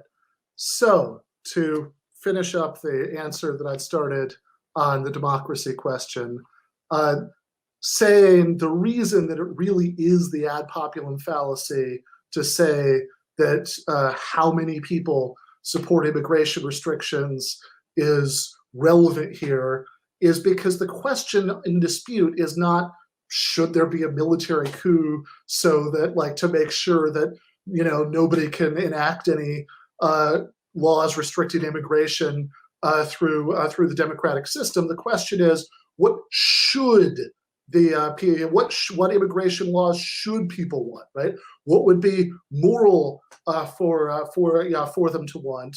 And my contention and Oliver's contention in the question was that there's an obvious inconsistency between saying that we have this absolute deontological duty to the non-aggression principle and saying that we should have immigration restrictions. And particularly, this is the case because if you're going to make this argument, right, that because listen to everything you just said, right, all the stuff that you're talking about was about how there are supposed to be all these bad consequences of immigration, right? Immigration is bad for jobs. It's bad because apparently having people practice other religions is bad. The call for prayer, I don't know. But oh man, we have this absolute deontological principle, non-consequentialist obligation to the non-aggression principle, then you should follow it regardless of how bad the consequences are. So you're just going to completely ignore everything I said about how disastrous this is for the black community? Like you just don't care because it's free votes for your socialist paradise? Come on, man. Have a heart. Have some compassion for this wrecked community in the United States. God's sakes, where's your heart, man? You should let me finish the point. Now, they have... No, you did. You trailed off. Of what you just said.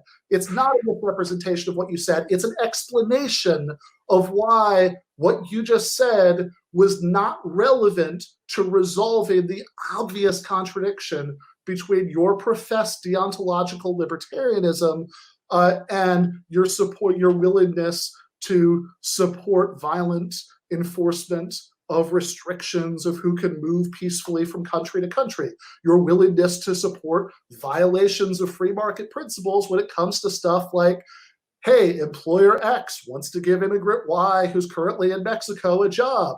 Landlord X wants to give immigrant Y a place to live in the United States when immigrant Y is currently in Mexico. If you believe in the non-aggression principle, you believe in not my principles, your principles, then you should say, yeah, the state has no business interfering with that interaction. If it did, then we're back in the territory where you could deport entire nationalities. I explained why the non-renting analogy to defend that didn't work. But if you're going to say that this is a deontological thing, you can't say, well, because of all of these alleged bad economic and cultural consequences, then we can support immigration controls. So again, you just don't care about how harmful this is to the black community because it gets you votes for your socialist paradise. I think that's really cold, man. I think the blacks have suffered in America to such a huge degree. That's just brutal. I don't even know what to say about that. Okay, notice that what you're saying is an ad hominem, right? It is, as Stefan Molyneux put it, not an argument. Right? You know, just attributing. No, it's an observation that you don't care how brutal this is to the black community and the Hispanic community and the black community in particular has just been completely hammered by the welfare state and by immigration. It's just wretched. Argument against what I pointed out about the obvious inconsistency in your views and why none of these alleged consequentialist advantages to restricting immigration resolve that obvious inconsistency. Well, and you also said that you just disproven the example of the house renting versus me kicking someone out of their house. You just said it, but you hadn't actually proven it. All right, let's drop this because I'm sorry, like it's not an argument. Hang on. From the perspective of your libertarian ethics. Yeah. Tell me more about my libertarian ethics, because you care so much about ethics. You support communism and the death of 100 million people because you're just so concerned about ethics all the time. What's wrong with it? So I am re-explaining what's wrong with it. What's wrong with it is that under free market principles, your principles, an individual landlord has a right to rent or not rent to whoever they want because they are morally entitled to their property. But under your anarcho-capitalist principles, the state is not morally entitled. A majority, democratically even, is not morally entitled to decide who can travel around from one geographic region to another. So I'm not just dismissing it without argument. I'm explaining why, if we're taking your stated principles seriously, the analogy does not work. Well, the only thing I can say, Ben, is that you didn't have your listening ears on at the beginning of this conversation, or maybe it's been a while and you've forgotten. But I said that I do not define the free market and capitalism as a current existing system. So when you talk about all of this peaceful and free movement of people, well, when people move into a location, disproportionately take tax dollars and disproportionately vote for bigger and bigger government, that is not the same as just some guy moving in a free society next door. So this conflation, when it's explicitly denied, and there was a damn good reason why I did that at the beginning, Ben, I explicitly denied that the ideals that I propose are applicable in a morally consistent way to the existing system. I don't want the existing system. I hate the existing system. I think it's predatory. I think it's violent. I think it's vile. And I think in particular, it does harm the poor and minorities, and in brutal ways that I think are very much going to lead to massive amounts of social conflict and perhaps even a civil war in America. So when you say, well, how do your highfalutin libertarian ideals apply to this particular situation? It's like, well, the answer is they don't. They simply don't. The current system is brutal and violent and indebted and predatory and counterfeiting and nasty all around. And so when you say, well, but you have an issue with this, that, or the other, it's like, yeah, because we're in a situation of coercion here. And as I already talked about before, the greater the coercion, the less moral responsibility for people trying to survive. Maybe you can't put these two things together, but I'm pretty sure that the audience can. All right, let's drop that and let's move on to another question here. Several minutes ago, the moderator told us that we were done with this portion, that it was time to move on.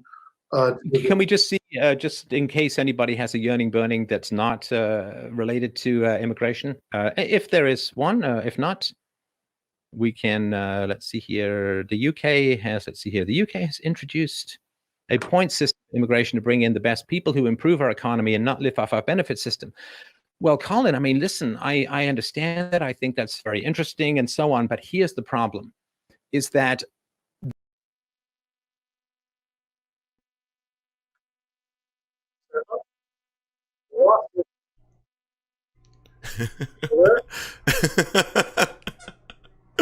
Oh, wow. Did you feel a calm wash? I got hiccuped here. Can you guys hear me again? Oh, God. Oh, God. He's back. Oh, God. Can you guys hear me? Oh, Ben, can you hear me? Yeah, I can hear you now. Okay, sorry about that. I got kicked off my own. I got kicked off my own stream. All right, so here's the problem with that, and this is practical consequentialist stuff. This isn't big abstract ethics time, although I think ethics are involved. But I dislike when first world countries in particular go in and just scrape and gouge essential resources out of, say, developing nations, third world nations, and so on. I think it's pretty bad. Now, it's bad enough to me when they go in and strip mine resources from third world countries, often using and manipulating some pretty iffy political systems and so on. But the better the quality of the immigrants who come to the first world from the third world, the worse the future prognosis is of the third world. Because if we go in as the first world and we say, ooh, we want all of the smartest and best and brightest and most wonderful people from the third world, what happens to those societies in the long run? Well, you're taking the best and the brightest and the most productive out of those economies who desperately need those people to start businesses, to move the economy forward, to be great teachers and doctors and lawyers and whatever it's good, writers, who knows, right? And so what happens is, because the countries aren't doing particularly well, and there's lots of complex reasons for that, you then say, okay, well, we'll just take 5% smartest people, right? Okay, so then that deals with the issue of having unproductive people come to the first world. But the problem is then this Pareto principle or Price's law or whatever, where the square root of any group, the square root of any productive group produces half the value, right? So in 10,000 people, if you have a company of 10,000 people, 100 of those people are producing half the total value.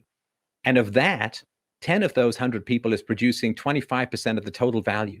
So you've got 10 people out of 10,000 producing half the value of the entire corporation. And this occurs in music, it occurs in sports, it occurs in the business world. It's a pretty common principle across the world. Now, if you say, well, we're going to take those 10 people from a third world country, we're going to bring them to the first world, or the 100 people, you're taking between 25 and 50% of the productivity of that group out of the third world. Now, what is that going to do to that third world? And I'm sorry to be using this, it's just my particular phraseology, that you can say developing nation or poor country or whatever. But if you keep scooping out these incredibly productive people to bring to your own economy, sure, you get a benefit for your own economy, but it is unbelievably difficult.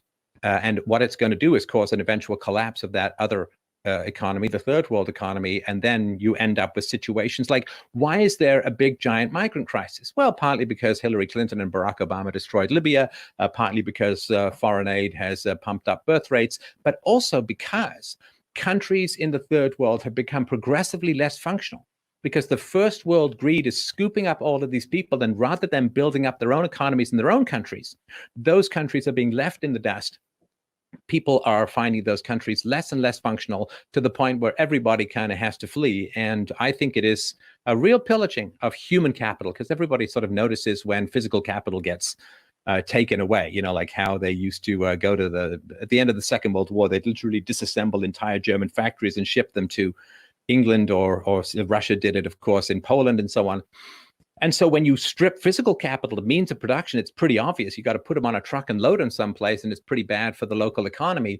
I think it's arguably, and I think decisively, much worse, infinitely worse in a way, to take the smartest and most productive people from struggling economies, bring them to the first world, everything decays and becomes a huge problem, and you end up with specifically and largely non-functional societies where people have to flee. So that's why the better the quality of immigrants to the first world, the more problems you're creating in the third world. So that's one thing I wanted to mention. I don't know if you wanted to comment on that, Ben, or we'll do another question. Let's do one last question, and then let's go to closing statements, because it's been about 3 minutes. Yeah, okay. Let's see here. I have like 3 windows open with various kinds of comments. So let me just see what we got here.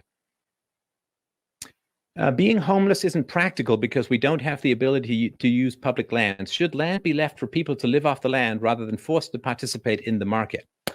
Now, that's an interesting question, is the relationship of public land to homelessness. Do you have any thoughts on that? Should we dip into that one quickly? Sure. I mean, I, of course, think that the government should be in the business of establishing a right to housing. I suspect that homelessness would be far worse in a situation with no subsidized housing or anything like that of any kind, much less in a no holds barred anarcho-capitalist utopia. But if I had to guess, I would say that I honestly have no idea what it would be, but I'm guessing that you have some reason to think that homelessness, like all the other problems of actually existing capitalism, can be laid at the feet of government intervention.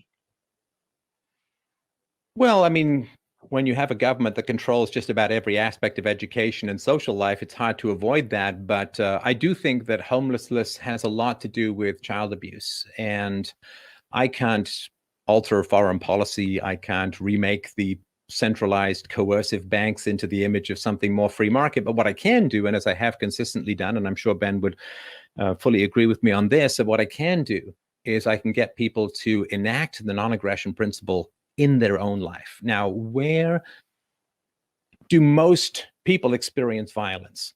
Well, as Ben pointed out earlier, most people don't have a SWAT team kick in their door and drag them off to jail. I hope not. At least I hope not during this show. One guy did get arrested while I was doing a call-in show, but that's a topic for another time.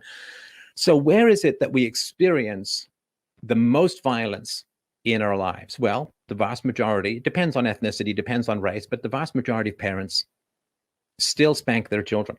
So when it comes to violation of the non-aggression principle, spanking is by far the most prevalent violation of the non-aggression principle that we're ever going to face in our lives. I mean, there's all the systemic violence and you pay your taxes because of this or that, or regulations and so on, but you don't generally have a cop come up and backhand you across the face.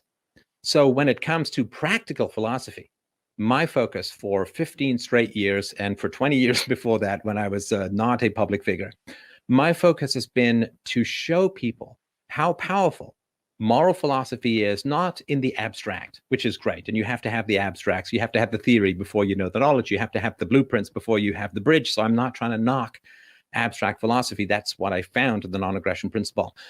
But you want to give people the power of philosophy in their own lives. And what I've consistently worked with, and I've interviewed subject matter experts on this, I've published the data, I've done entire presentations with lots of sources, is that spanking is not only immoral, but impractical, doesn't work, which is why 40% of kids in junior high are still getting spanked, even though it's supposed to have solved problems from the age of toddler onwards.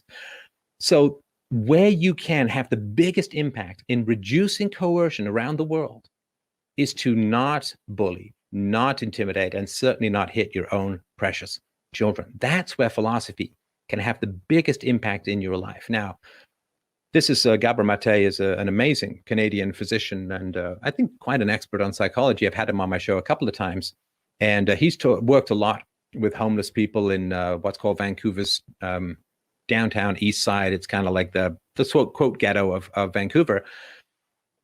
And of the drug addicts that he's treated, almost all of them. In fact, I can't think of a single instance in his theory or his books or his speeches, a single exception to this basic rule that in particular, say drug addicts to heroin or to other destructive substances, all of them were abused as children. And in particular, the women were sexually abused as children. That's one of the reasons why they end up needing these drugs and just, they don't take the drugs to feel better. They take the drugs to feel normal, to take away. It's like morphine for a spiritual ache. So as we rail against the state or we rail against capitalism, as Ben would do, this is all a good thing to do. Like, we have to have a long-term journey, but a long-term destination, but you also need to know how to get there in the short run. In other words, it's great to have a destination called Chile, say, but you still have to know how to get to the airport. And so what I would say is, with regards to something like homelessness or mental illness and so on, sure, the government has done policies that have fragmented the family. A lot of single mother state has come out of the welfare state. And I can't do much about that other than talk about it. But what I can do is really, really work hard to convince people that reasoning with your children rather than hitting them is the way to go. It is the most powerful manifestation of the non-aggression principle that you can bring to bear in your own life, and the one that will bring you the greatest long-term happiness and stability. All right. Well, I certainly agree that people shouldn't hit their children. But I think that hoping for a very long-term cultural change so no one does that, even assuming something which I think was at least an implicit premise of what we just heard, that child abuse causing psychological problems later in life is the main cause of homelessness, even if we granted that premise, right? And I'm not sure we have any reason to do that, but even if we granted that premise, then I would say that while we're waiting for some sort of long-term cultural change, so no one hits their children, which would be good. I'm against people doing that. Then it would be really good to have some collective, institutional, and from my perspective, yes, government solutions to homelessness. If Stefan wants to have the last word on this before we move to closing statements, he can do that. But I think we should move on to the closing statements. Yeah, I mean, I think my closing statement is kind of just bundled up in everything that I have been talking about. I think that the theoretical goal of equal morality for all is very essential. The non-aggression principle, the non-initiation of force, is a foundational principle of our personal lives, of a just universe.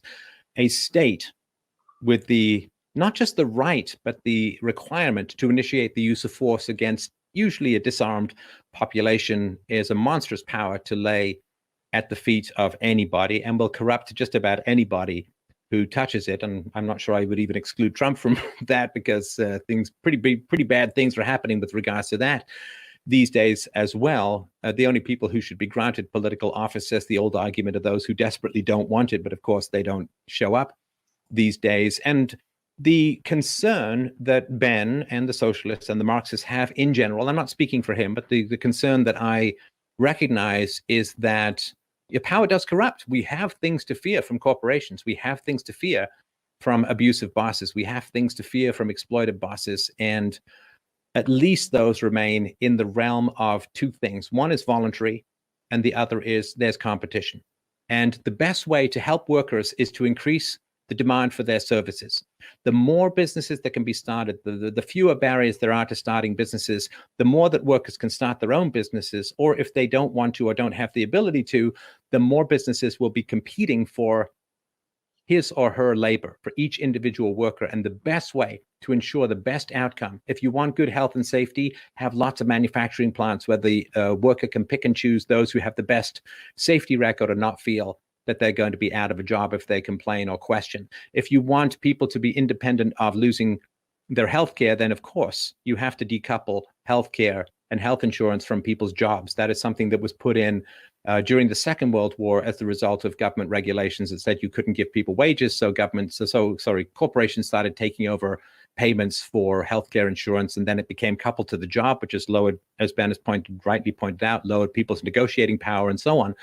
So the best way to improve the lot of workers is to raise demand for their services as much as possible. Let people start business, teach people how to start businesses, get rid of this godforsaken abomination called government schools, which simply trains people to be docile sheep and comes right out of the Prussian model designed to produce brainless factory workers and soldiers, and let the free market handle education, let homeschooling handle education, let life experience handle education, teach people how to start their own businesses, how to enjoy the thrust and parry of economic negotiation, and how to take risks, and how to raise capital, and how to do all of these wonderful things we're not taught how to do in government schools. Raise demand for workers. That will allow them to charge more for their services, to go to the best employers, and will put the bad employers out of business. Doesn't solve all problems overnight, but at least you have a voluntary situation with a business, and you have competition wherein people who are inefficient, people who are brutal, people who are mean, people who are predatory, people who, quote, underpay. Lord, we all feel underpaid, right? But those people will generally go out of business. And that is a long-term, multifaceted, in a sense, multi-denominational solution to the problem. Handing over massive amounts of economic, political, and violent power to a small group of people called the state, and crossing your fingers, has never worked throughout human history. I don't see that changing anytime soon, particularly now when handing power to the state, as we can see from China, as we can see from the increased surveillance that has occurred under the deep state, under the Patriot Act and other places in the West. Now, governments have not just the power of violence, they have the power of near infinite information technology to track, monitor, and control people.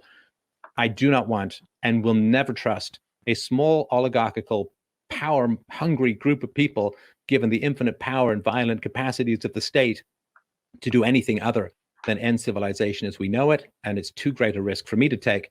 But Ben, of course, will get the last word here, and I do appreciate his time tonight. All right. Thank you. Appreciate that took the invitation to do this. I think it's been a good conversation. I want to kind of pull back and think here about the larger view of what we've been arguing about this whole time. And, remember what I said in the beginning is that when I talk about capitalism, think about a system in which we have an economic division of society between capitalists, right? People who own businesses, and workers who have no realistic choice but to to go to work for someone who owns a business. And that's what I think socialism, even a very cautious, planned version of market socialism that tries to learn some lessons from what's worked and what hasn't worked in various countries in the past, would eliminate that division. The way Stefan wants to talk about capitalism is as a certain set of moral or political principles about free markets or non-aggression, and that the real question was, can we, in order to move beyond capitalism in the first sense, can we violate capitalism in the second sense? I think so. I have given a couple of arguments for that. One is that I think the kind of freedom that we should care most about is freedom from domination rather than freedom from coercion per se, and that our best shot at freedom from domination is giving everybody roughly equivalent amounts of political and economic power. And of course, we shouldn't give all power to an all-powerful state and cross our fingers that people would use it well. In fact, not only do I support all sorts of democratic and constitutional liberal limitations on the power of the state, right? We both said we oppose the Patriot Act, for example. But I'm so far from wanting to just give people power and cross my fingers that they'll use it well, that I'm not even comfortable with bosses in workplaces having the kind of power that they have over workers in the current system. So how can we address that power imbalance? Stefan says that he wants to help people to start their own businesses. Now, the charge that government schools don't give people the resource to do this is a little odd. I've never heard of a public university that didn't have an MBA program, but put that aside, sure, start your own business. There's nothing wrong with that. I think that it would be better if we had a system where the default model for businesses that was incentivized was worker co-op rather than traditional business, but that doesn't mean you're a terrible person if you start a business that has employees. I'm not interested in that kind of moralizing. I'm interested in thinking about what a more just society might look like. But the problem with just telling everybody to start their own business is that, and I know there have been some references to technical logical terminology being hopelessly confusing, but is that this commits what's called the composition fallacy. When you say that because the individual parts of something have some property, therefore the whole thing has that property. Like if you say every atom in the Brooklyn Bridge is invisible, therefore the Brooklyn Bridge is invisible. Well, it could be that every individual, let's just ignore all of the barriers of entry that Stefan was just talking about, some of which we agree about, I'm sure, some of which we disagree about. Let's ignore the fact that some people are born into wealth and some to poverty. That obviously makes a difference to how easy it is to get starter capital and start your own business.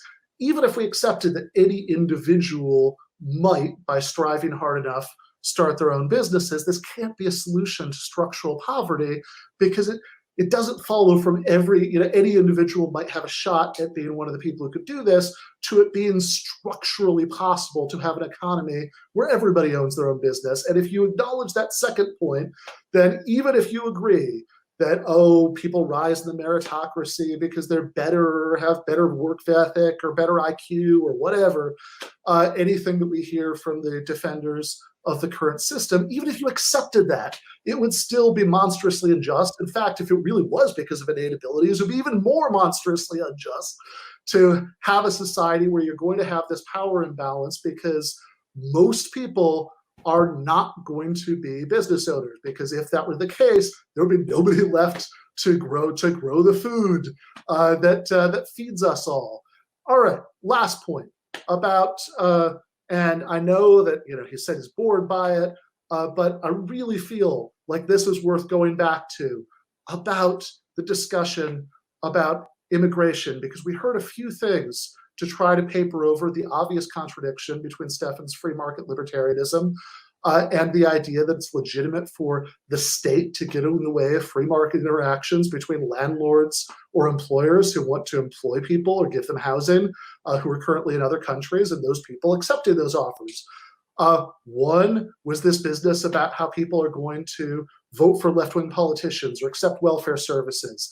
And if the mere fact that members of some group are more likely to do these things is a good enough reason to restrict their rights, then there's no particular reason, unless you hold the premise that the state has a moral right to do whatever they want with the country they own, which would give you the opposite of anarcho-capitalism. Unless you accept that premise, those two things can't fit together. And I was even more surprised when he started using these consequentialist arguments about how third world nations are disadvantaged because the best and the brightest leave, so that's a good enough reason to violently stop them from coming here, or about how third world immigration is supposedly bad for African Americans in terms of economic consequences.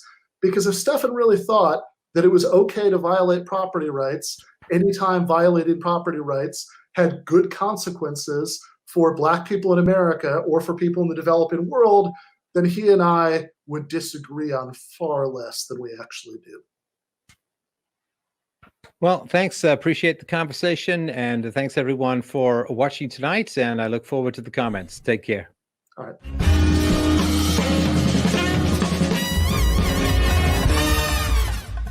You have been watching free public content from Give Them an Argument. To access every single episode of the show, the main show on Monday nights, all of the streams, all of the debate breakdowns, all of the patron-exclusive postgames on Monday nights, all of the patron-exclusive bonus episodes every week, and much, much more, go to patreon.com/Ben Burgis. I cannot resist ending this with, don't be foolish.